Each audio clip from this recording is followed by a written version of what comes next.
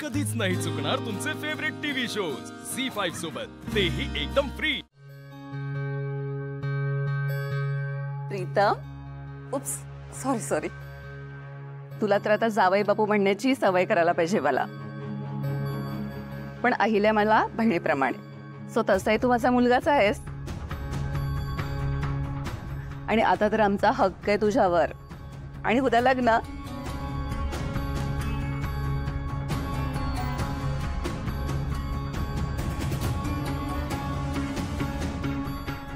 श्रीकांत, प्रीतम जरा नर्वस उदास दिसतोय ना, म्हणजे आल्यापासून असा दिसतोय आणि त्याच्या डोक्यात काय चाललंय मला काहीच कळत नाहीये।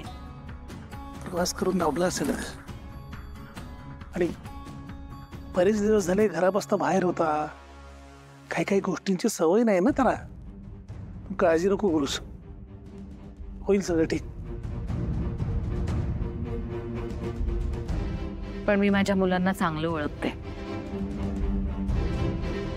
आदित्य, जरा माझ्या खोलीत येतोस का?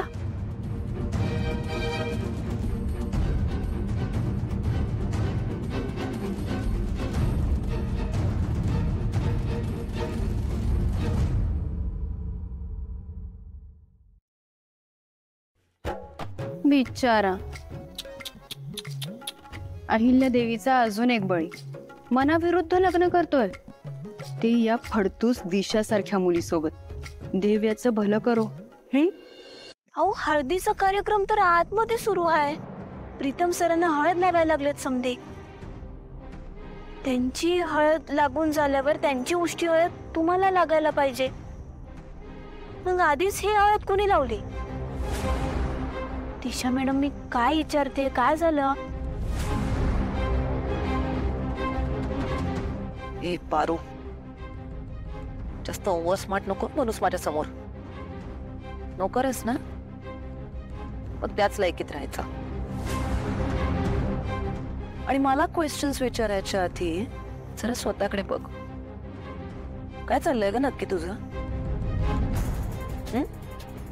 तुला काय वाटलं जे काही चाललंय, जे घडलंय ते मला काहीच माहित नाहीये, मला काहीच कळलेलं नाहीये।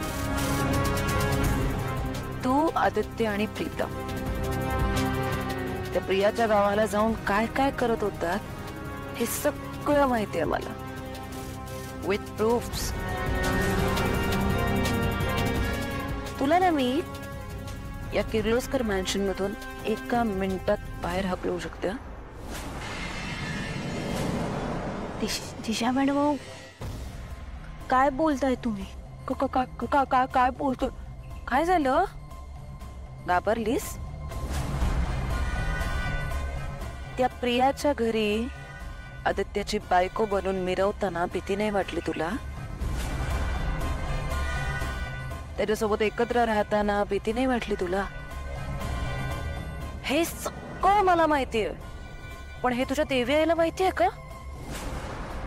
त्यांना माहितीये त्यांचा लाडका लेक या किर्लोस्कर कंपनीचा CEO आदित्य, तो तिकडे त्यांच्या शेतात राबत होता। माहितीये तुझ्या देवी आईला? झी5 ॲप डाउनलोड करा आणि पहा सर्व एपिसोड्स एकदम फ्री।